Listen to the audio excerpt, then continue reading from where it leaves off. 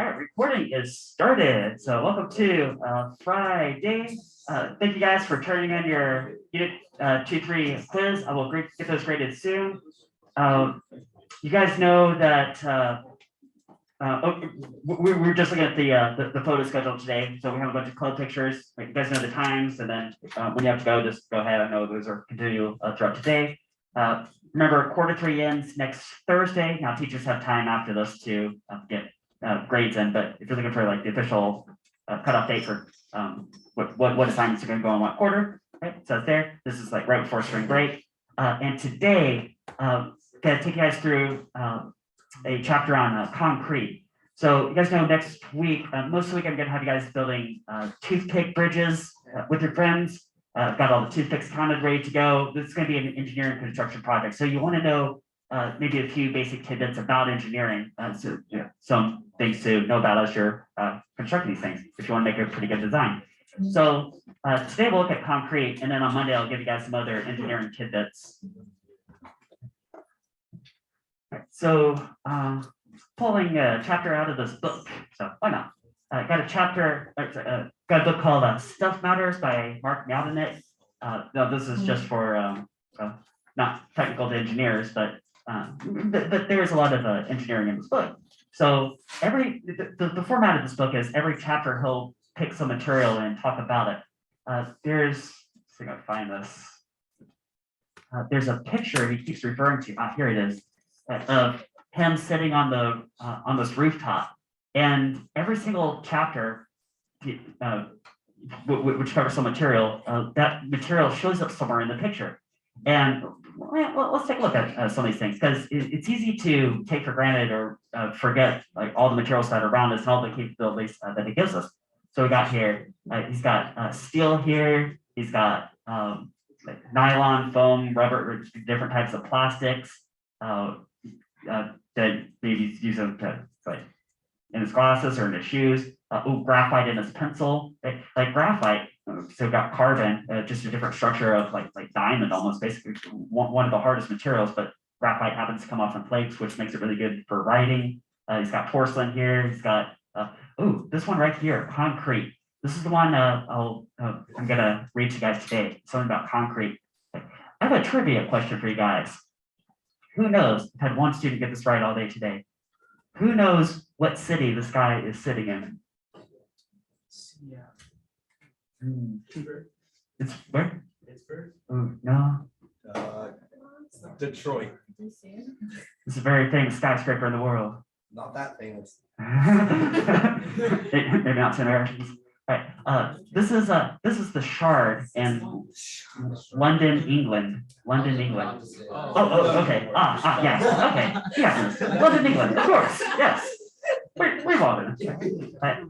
So back to the chapter on just concrete, because keeps bringing us back this picture and points out some things like, well, let me tell you a little bit about say some personal anecdote related to it, or back to the history of it, or its engineering capabilities. So I'm gonna skip around here a bit because we got short classes today. Let's see. So he was talking about actually the construction of that building, the Shard. He would walk past that construction site and watch the construction. I'm gonna hop into the part of the story right about here, where he's standing next to the construction site. He's looking over, and this guy walks up with his dog. And this guy asks him, "How long do you think it'll take that concrete to dry?" And he says, "I don't know. I lied. I lied? I don't know. I lied. Now, why is he lying?" So I'm just trying to kind of shuffle this guy off, because this could be a very long, deep conversation that starts with a misunderstanding of concrete. Because concrete does not dry. Water is actually an active ingredient in concrete. Concrete sets. Right? So water is actually part of the chemical reaction. And it can take years, decades sometimes for concrete to set. I remember something like 10, 15 years ago hearing that even the Hoover Dam back from like the early 1930s is still setting to this day. So it's part of the chemical reaction. The setting of concrete is at its heart an ingenious piece of chemistry, which has powdered rock as its active ingredient. Not every type of rock will work. If you want to make your own concrete, you need some calcium carbonate, which is the main constituent of limestone, a rock that was formed from the compressed layers of living organisms over millions of years that fuse together by the heat and pressure of the movement of Earth's crust. You also need some rock containing silicate, silicate being a compound containing silicon and oxygen, constituting roughly 90% of Earth's crust, for what some form of clay will do. Pause right here, because in a bunch of his paragraphs I skipped, he was talking about how London actually sits on a lot of clay, and to make the shard, they had to dig out a bunch of this clay and fill it with concrete to start with. If you've ever wondered that Leaning Tower of Pisa, like why does it lean in the first place, and why do modern buildings not lean? Well, because what we have modern day are soil engineers who, before any tall building is built, they will check the soil underneath the building. Clay is a bad material to build on because it gets water, it will expand, and then it'll crack the foundations of your building. So like the Leaning Tower was built on foundations that were uneven, so it tips over. So there's one engineering consideration. There's whole classes you can take on just soil mechanics and foundations. So grinding up these ingredients and then mixing together with water won't get you anywhere unless you want to create a sludgy mud. In order to create within the essential ingredient that will react with water, you need to free them from their current chemical bonds. But this is not easy. These bonds are extremely stable, which is why rocks do not easily dissolve or react with many things. On the contrary, they last for millions of years. Like why is water so good at like washing things? Why do things dissolve in water? Well, because water is a polar molecule, right? The H2O, it looks like the Mickey Mouse ear shape. So it has a negative side and positive side, and that polarity allows it to react with things. So things will dissolve in it. It's good for, right? But not rocks, right? You put a rock at the bottom of a bowl of water, it'll just sit there and be a rock because the chemical bonds are so strong. So to break those bonds, the trick is to heat them to a temperature of 1450 degrees Celsius. This is a temperature that far exceeds that of an average wood or coal fire, which is between 600 and 800 degrees Celsius. That would be glowing red or yellow hot. So if you just create a campfire, that's not going to burn any rocks. At 1450 degrees Celsius, though, a fire will glow white hot with no tinge of red or yellow in the flames, but instead of hint of blue. It's so bright, it is unnerving and almost painful to look at. At those temperatures, the rock starts to fall apart and to reform to create a family of compounds called calcium silicates. It's called a family of compounds because there are lots of minor impurities that could change the outcome that you get, the different chemical composition. To make concrete, aluminum and iron-rich rocks are the magic ingredients, but only in the correct proportions. Once it's all cooled down, the result is a powder, this gray-white color of the moon.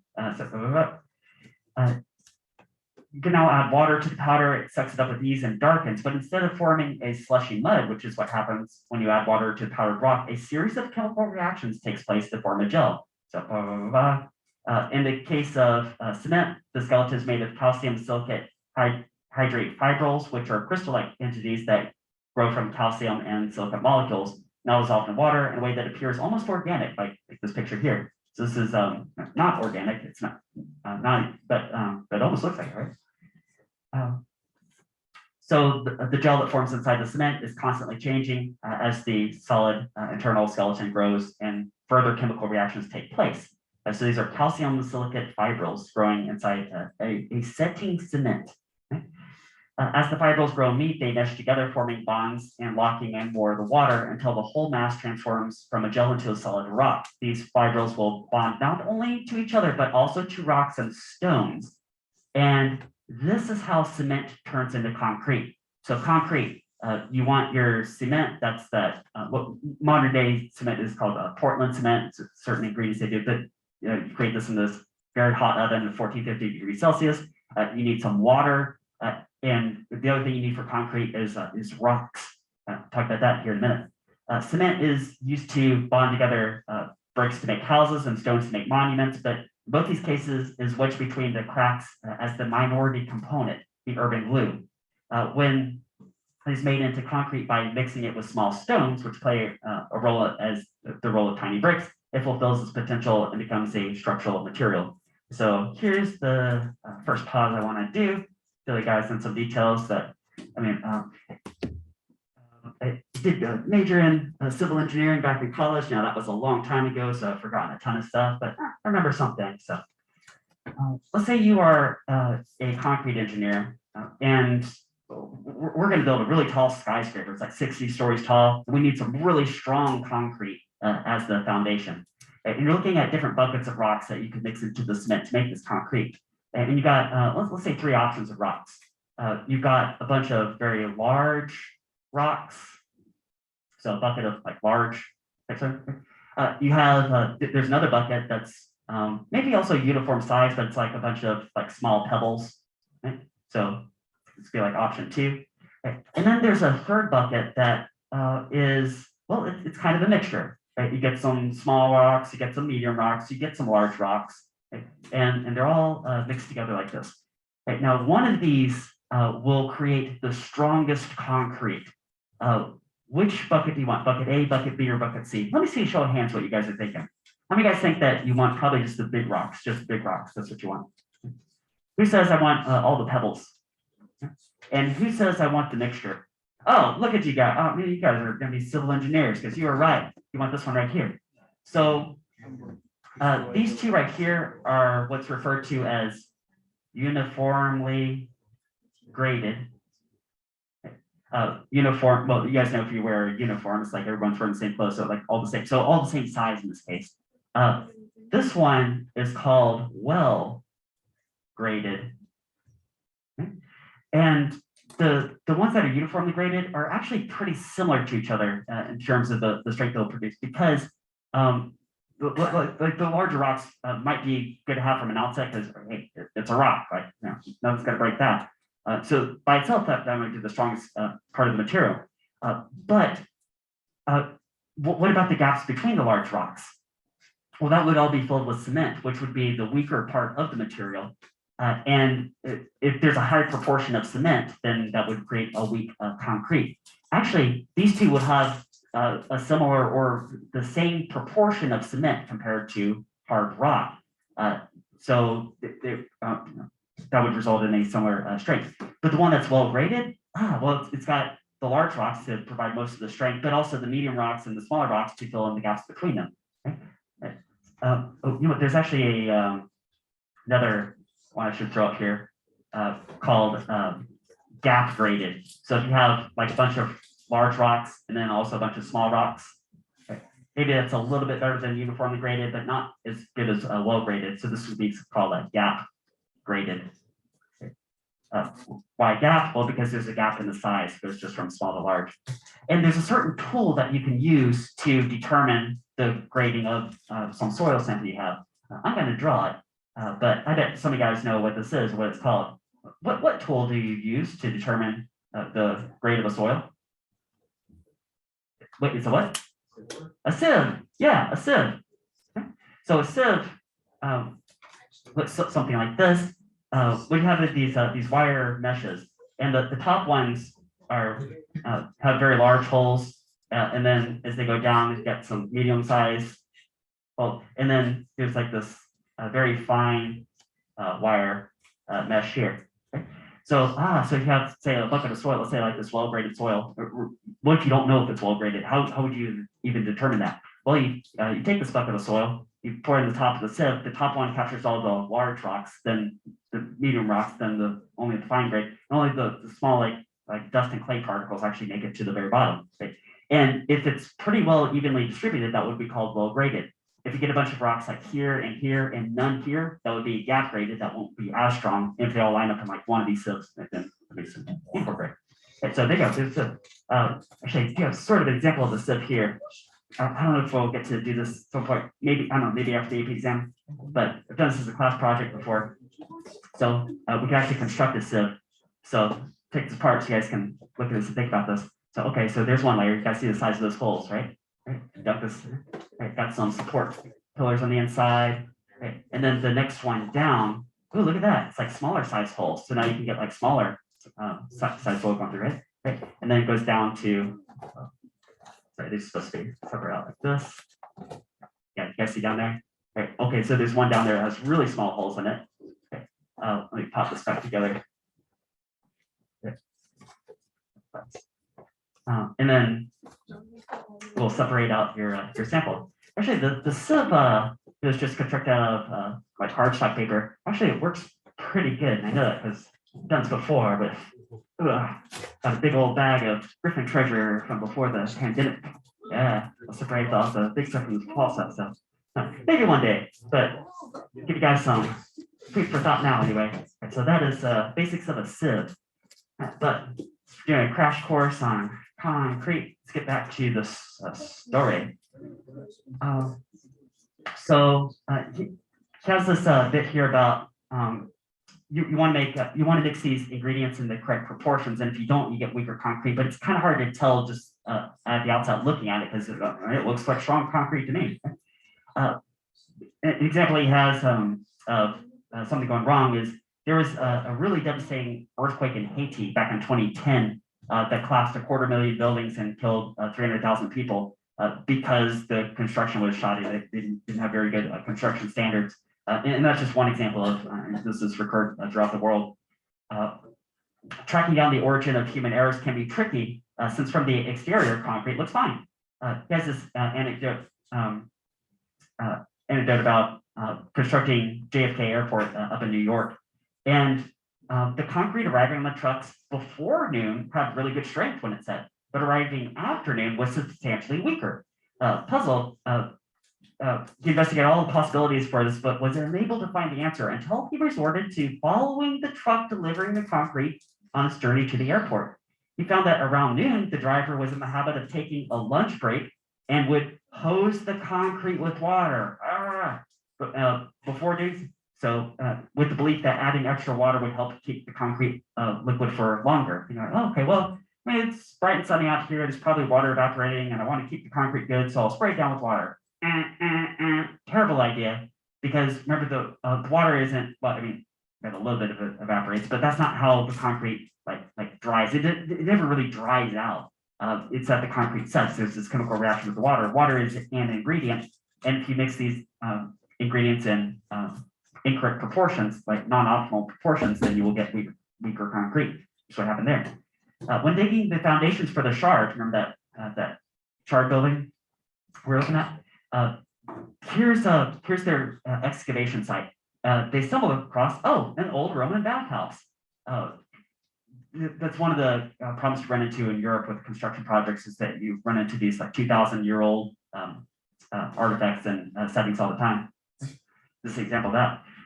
So engineers found evidence of a type of concrete that predates the modern concrete. So modern concrete is Portland cement concrete, but before that, the Romans had their own type of concrete. It was held together the remains of a Roman bathhouse they found when they demolished my local fish and chip shop, which had resided next to the now ex-Southwark Towers. The Romans got lucky with concrete. Instead of having to experiment with heating up different combinations of ground-up rock to white-hot temperatures, they found ready-made concrete in a place called Pizzoli, just outside Naples. He talks about this a bit. So it's basically a natural cement caused by volcanic processes, right? Like volcanic ash make really good cement, therefore concrete. So skip a little bit here. The mantra of concrete engineering is if you want foundations, we'll pour you foundations. You want pillars, we'll pour you pillars. You want a floor, we'll pour you a floor. You want twice the size, no problem. You want a curve, no problem. Okay, so concrete really versatile material, it can make any shape, any size, you just pour it. With concrete, if you can build a mold, you can create the structure. The power of the stuff is palpable and addictive to anyone who visits the sites where the stuff is being made. Week after week, I would peer through the viewing hole on the side of the Shard, transfixed by what I saw. A building that was growing out of foundations is being poured into existence by human ants. Powdered rock and stones would arrive at the site and were transformed by the simple addition of water into rock again. It's a philosophy as much as an engineering technique. Completing a cycle that starts with the Earth's mantle and creates rock and stone through mountain building, which is then mined by humans and transformed back into artificial mountains of rock made to our own design where we live and work. The existence of concrete feeds the ambition of engineers. Once the Romans had invented it, they realized that it would allow them to build the infrastructure of their empire to build whatever they wanted because they could, concrete could set underwater, they could build aqueducts, bridges, the very transportation infrastructure they would need to build whatever they need instead of relying on local stone or clay. In this sense, concrete is ideally suited to empire building, is a The most impressive piece of Roman concrete engineering, however, is in its capital, the Dome of the Pantheon in Rome. Here's a picture of that. Still standing today, is 2,000 years old, but still the largest unreinforced concrete dome in the world. So unreinforced concrete. Let's go on with this. Oh, is there no other? Okay, let's hear things now.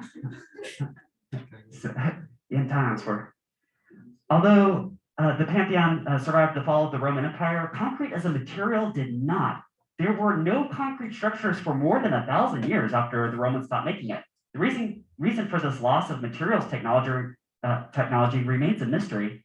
Perhaps the material was lost because it was industrial in nature and needed an industrial empire to support it. Maybe it was lost because it was not associated with a particular skill or craft, such as ironmongery, stonemasonry, carpentry, and so was not handed down as a family trade. Maybe it was lost because Roman concrete did have one crucial flaw, a flaw that the Romans knew about but could not solve.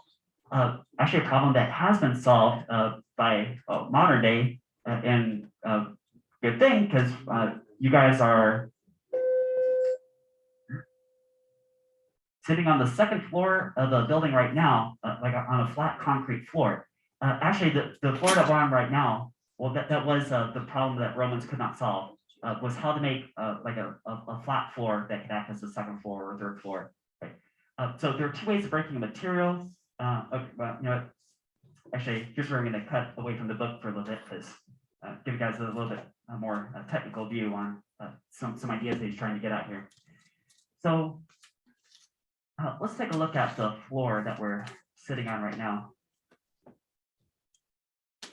Yes, sorry, look at this.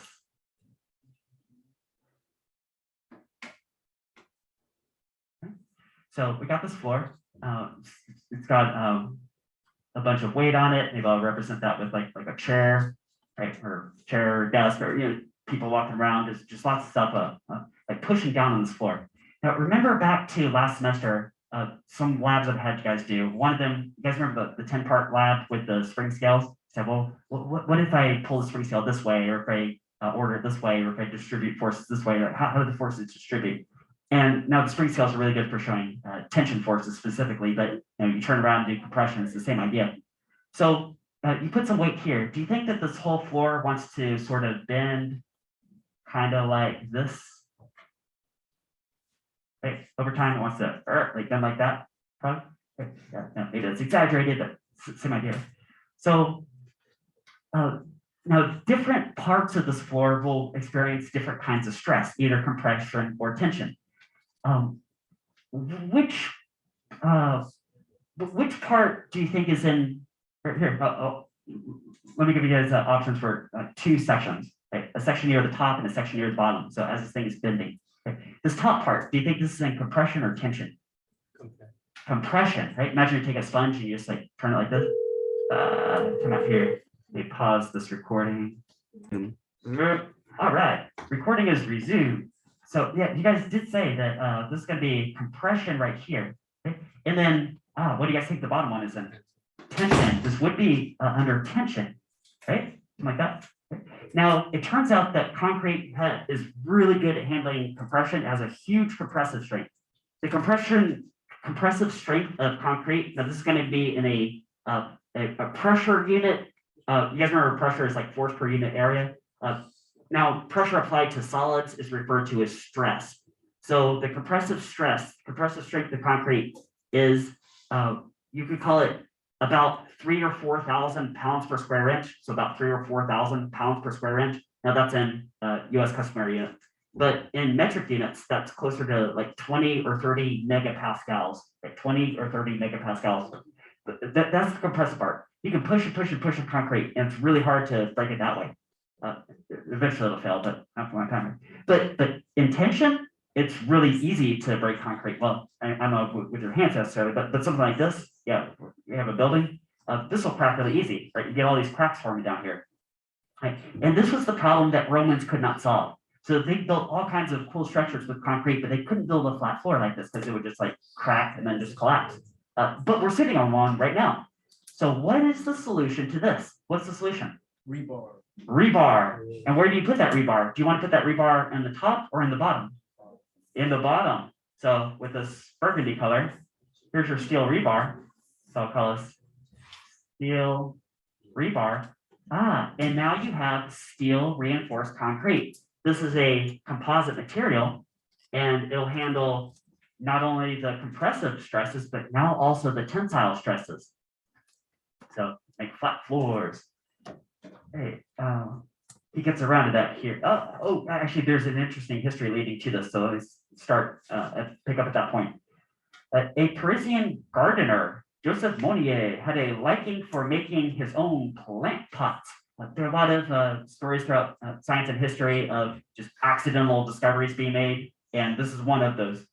At the time in 1867, these plant pots were made of fired clay, meaning they were weak, brittle, expensive to make, especially if you wanted to make large pots to accommodate the craze for growing tropical plants in glass houses. So maybe there's some tropical plant craze in Paris in the 1860s, and this guy's making clay pots, and they're not that great.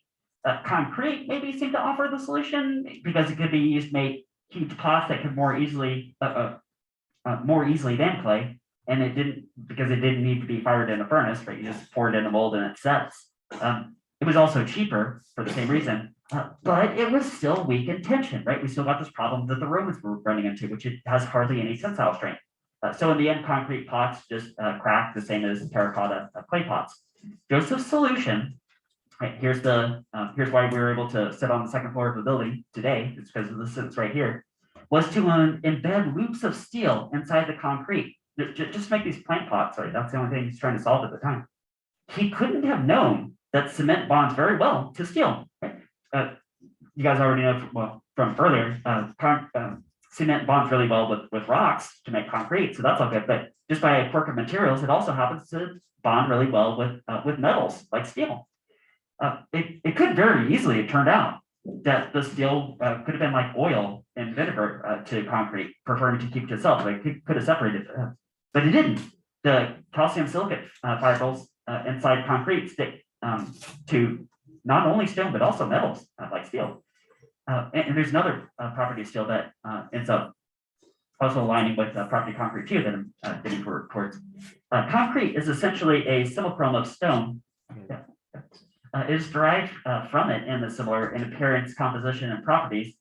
Concrete reinforced with steel is fundamentally different. So we're talking about steel reinforced concrete now.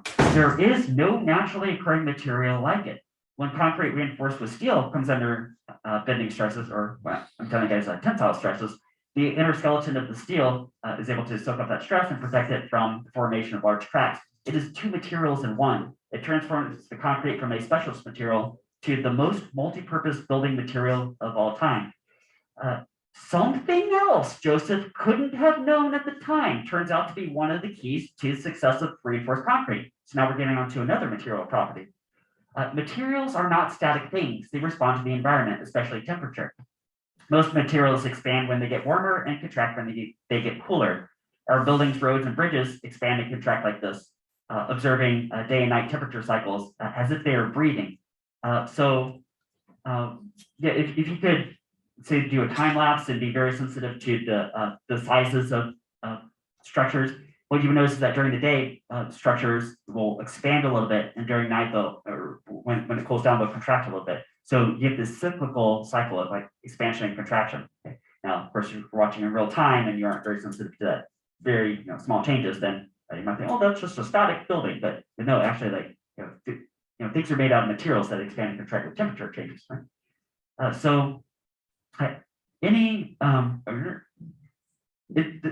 This expansion contraction might cause a lot of cracks in roads and buildings if it is not taken into account in their design, since the stresses can end up destroying the structure.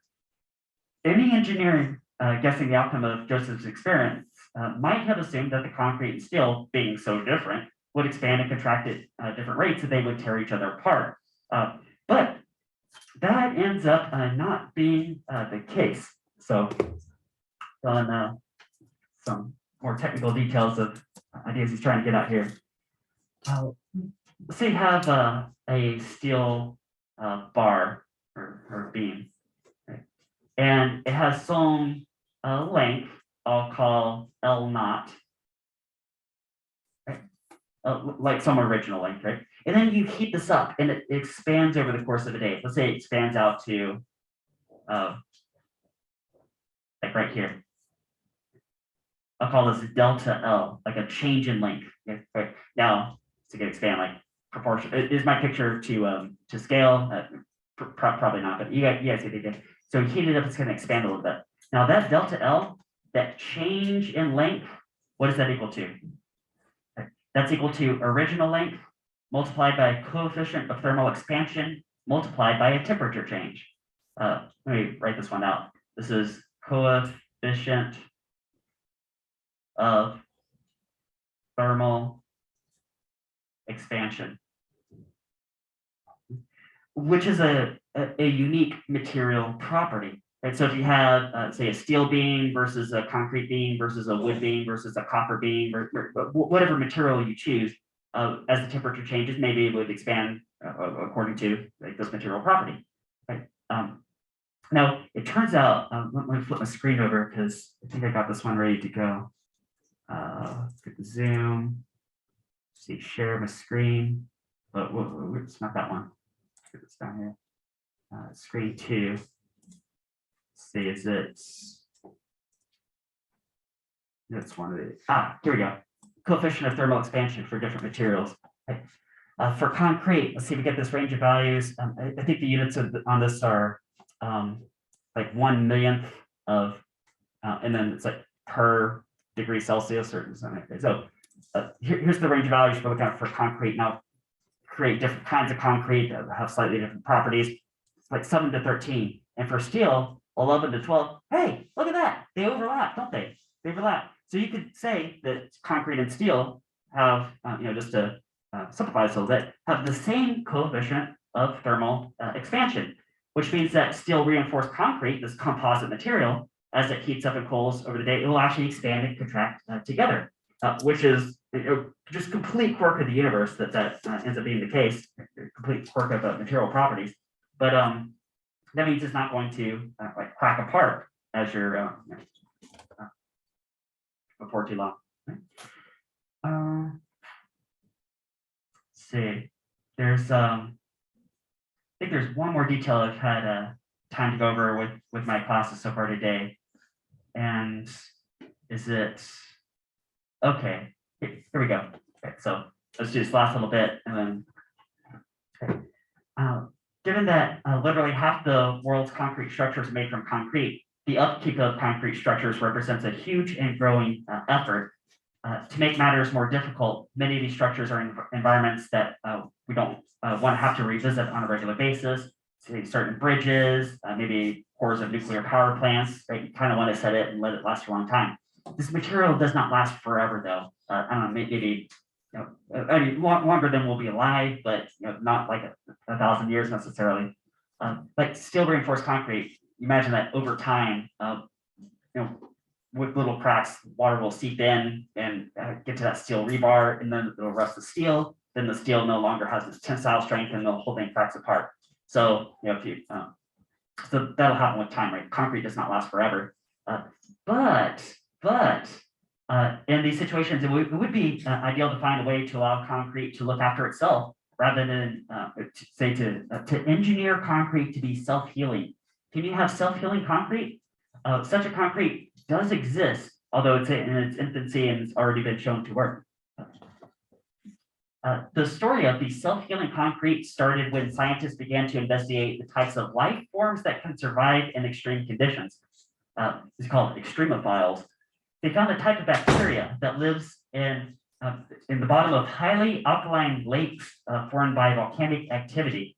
These lakes have pH values of between 9 and 11, which means they're extremely basic, right? Which will cause burns to human skin. Previously, it had been thought, not unreasonably, that no life forms could really exist in these sulfurous ponds, but study reveals that, these certain bacteria can. And they also excrete a mineral calcite, a constituent of concrete. These bacteria will also found to be extremely tough and to survive in dormant, encased in rock for decades. So got this Latin name, B. pasteurii. Self-healing concrete has these bacteria embedded in it, along with a form of starch, which acts as food for the bacteria. Under normal circumstances, these bacteria remain dormant, encased by calcium silicate hydrate fibrils. But if a crack forms, these bacteria are released from their bonds, and so they wake up from their dormant state. And in the presence of water, they wake up and start to look around for food. They find that starch had been added to concrete, that allows them to grow and replicate. In the process, they excrete that calcite, a form of calcium carbonate. This calcite bonds to the concrete and starts to build up its mineral structure that spans the crack, stopping further growth of the crack and sealing it up. Yeah, there you go. So there's a self-healing concrete. If you embed these extremophile bacteria in it that excrete calcite themselves. All right, so that's about as far as I've been able to get my class today. So call that a wrap report for now. Do a little bit more engineering stuff with you guys next week, and then have you guys construct those toothpick bridges.